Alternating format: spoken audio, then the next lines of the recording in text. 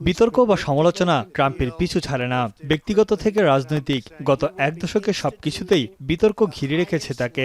দ্বিতীয় মেয়াদে প্রেসিডেন্ট নির্বাচিত হওয়ার পর নতুন করে জড়িয়েছেন নানা বিতর্কে, আর নিজের মালিকানাধীন ট্রুথ সোশ্যালকেই বিতর্কের হাতিয়ার হিসেবে বেছে নিয়েছেন ডোনাল্ড ট্রাম্প।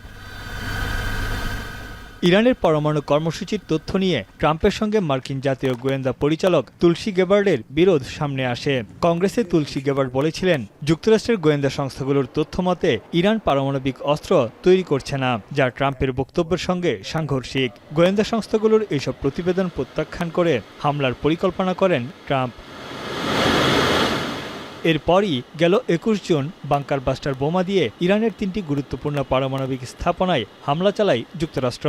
সেগুলো পুরোপুরি গুড়িয়ে দেওয়ার দাবি করেন মার্কিন প্রেসিডেন্ট। ট্রাম্প আরও বলেন, পরমাণু কর্মসূচিতে ইরান কয়েক বছর পিছিয়ে গেছে। তবে মার্কিন প্রতিরক্ষা বিভাগ পেন্টাগনের গোয়েন্দা শাখার ফাঁস হওয়া প্রতিবেদন বলছে ভিন্ন কথা। তাদের মতে হামলায় খুব একটা ক্ষয়ক্ষতি হয়নি তেহরানের। পরমাণু কর্মসূচিতে তারা পিছিয়েছে মাত্র কয়েক মাস।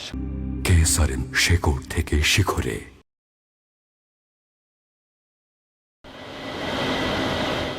বিতর্ক এখানেই থামেনি। মার্কিন প্রতিরক্ষা গোয়েন্দা বিভাগের প্রতিবেদন অনুযায়ী হামলার আগেই সমৃদ্ধ ইউরেনিয়াম সরিয়ে ফেলেছে ইরান। একই দাবি করে তেহরানও, যদিও তা মানতে নারাজ ডোনাল্ড ট্রাম্প। তিনি যুক্তি দেখিয়েছেন, সমৃদ্ধ ইউরেনিয়াম অপসারণ খুবই জটিল এবং বিপজ্জনক। এগুলো সরাতে কমপক্ষে ২ সপ্তাহ সময় প্রয়োজন। এরপরই ট্রাম্পকে সত্য প্রমাণে উঠে পড়ে লেগেছে সিনেট সহ সিআইএ, হোয়াইট হাউস ও প্রতিরক্ষা বিভাগ। ট্রাম্প প্রশাসনের দাবি, গণমাধ্যম মিথ্যা ও ভুয়া খবর ছড়িয়েছে। গোয়েন্দা তথ্য নিয়ে ট্রাম্পের অবিশ্বাসের ঘটনা এটিই প্রথম নয়। এর আগেও বেশ কয়েকবার বিতর্কের জন্ম দিয়েছে। মার্কিন গোয়েন্দা সংস্থা অভিযোগ করেছিল ২০১৬ সালের মার্কিন প্রেসিডেন্ট নির্বাচনে রাশিয়ার হস্তক্ষেপ ছিল।